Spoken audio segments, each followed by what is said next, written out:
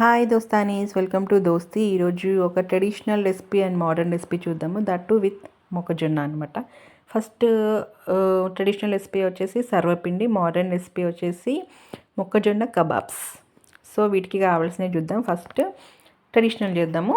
Like సర్వపిండి, first mixie జార్లో 10 పచ్చిమిర్చి, 10 వెల్లుల్లి రెమ్మలు, 4 ఎండుమిర్చి, 1 స్పూన్ జీలకర్ర, సాల్ట్ వేసి నెక్స్ట్ మొక్కజొన్నలు మంచిగా చెరిగి పెట్టుకోవాలి. డస్ట్ నార ఏం లేకుండా పెట్టుకొని మనం మిక్సీ జార్లో యాడ్ చేసేసుకొని మంచిగా పేస్ట్ లాగా బ్లెండ్ చేసుకోవాలి. పచ్చివి అయితే ఏం కాదు, కొంచెం ముదిరింది ఏదైనా వస్తుంది కదా, అప్పుడు మనకు మెత్తగా కాదనమాట. కొంచెం ఒక 2 స్పూన్స్ అట్లా వాటర్ యాడ్ చేసేసి, మరీ బాగా వాటర్ యాడ్ చేయొద్దు, కొంచెం తక్కువనే యాడ్ చేయాలి.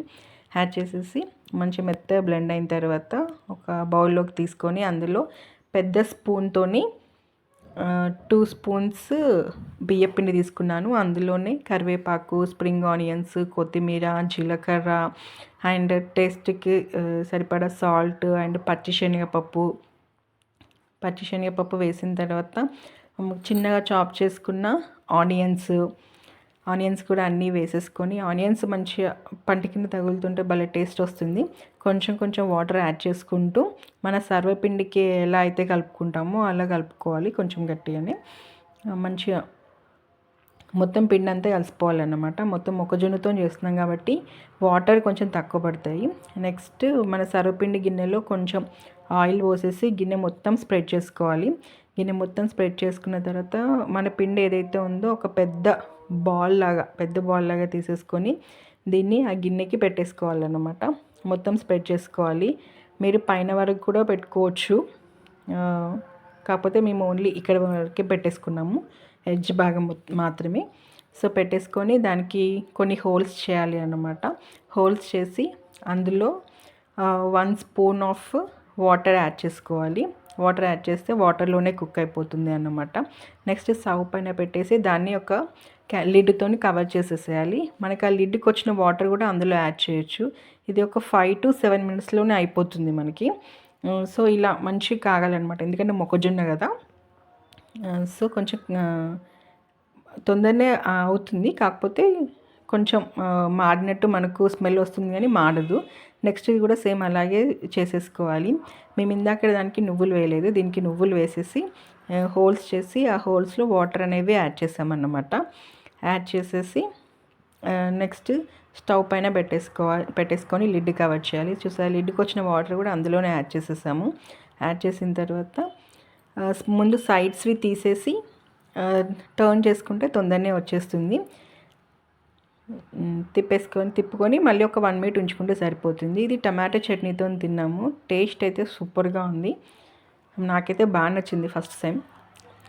నెక్స్ట్ మోడర్న్ రెసిపీ వచ్చేసి సేమ్ అదే మిక్సింగ్ జార్లో 10 పచ్చిమిర్చి, 4 ఎండుమిర్చి, 10 వెల్లుల్లి రెమ్మలు, జీలకర్ర అండ్ కొంచెం సాల్ట్, మొక్కజొన్న అండ్ పిల్లలకు కబాబ్స్ మెత్తగా బ్లెండ్ చేసుకోవాలి. మధ్యలో ఒక 2 స్పూన్స్ వాటర్ యాడ్ చేసుకొని బ్లెండ్ చేసుకోవాలన్నమాట. ఇలా మెత్తని పేస్ట్ లాగా అయిన తర్వాత దీన్ని ఇంకొక బౌల్లోకి ట్రాన్స్ఫర్ చేసేసుకోవాలి. ట్రాన్స్ఫర్ చేసుకున్న తర్వాత ఇందులోకి స్ప్రింగ్ ఆనియన్స్, కరివేపాకు, కొత్తిమీర, జీలకర్ర అండ్ ఒక ఆనియన్, చిన్నగా చాప్ చేసుకున్న ఆనియన్ వేసేసి అండ్ నెక్స్ట్ పచ్చిశనగపప్పు కూడా వేసిన తర్వాత ఇది ఇందాక కొంచెం సాల్ట్ తక్కువ అయిపోయింది నాకు. సో టేస్ట్ చూసుకొని మనం ఇక్కడ సాల్ట్ కూడా అడ్జస్ట్ చేసుకోవచ్చు. సాల్ట్ యాడ్ చేసుకున్న తర్వాత ఒక పెద్ద స్పూను వరిపిండి యాడ్ చేసి, ఇఫ్ నెసెసరీ మనకు కావాలి అనుకుంటే మనం వంట సోడా కూడా యాడ్ చేయొచ్చు, ఎందుకంటే డీప్ ఫ్రై చేస్తున్నాం కాబట్టి పొంగుతాయి కదా వంట సోడా యాడ్ చేస్తే. సో వంట సోడా కూడా యాడ్ చేసిన తర్వాత మంచిగా ఈ పిండిని అంతా మంచిగా కలుపుకోవాలి అన్నమాట. కలుపుకున్న తర్వాత వీటిని మనం కబాబ్స్ లాగా ప్రెస్ చేసుకోవాలి. చూసారా, ఇక్కడ వీడియోలో చూపించినట్టుగా కబాబ్స్ లాగా చేసుకొని ఎడ్జెస్ ఇట్లా ప్రెస్ చేసుకుంటే సరిపోతుంది. మనకు మొక్కజొన్న కబాబ్స్ అనేవి మొత్తం రెడీ అయిపోయాయి అన్నమాట. వీటికి డీప్ ఫ్రై చేయాలి కాబట్టి ఆయిల్ వేడి చేసి ఒక్కొక్కటిగా అందులో డ్రాప్ చేసేసేయాలి.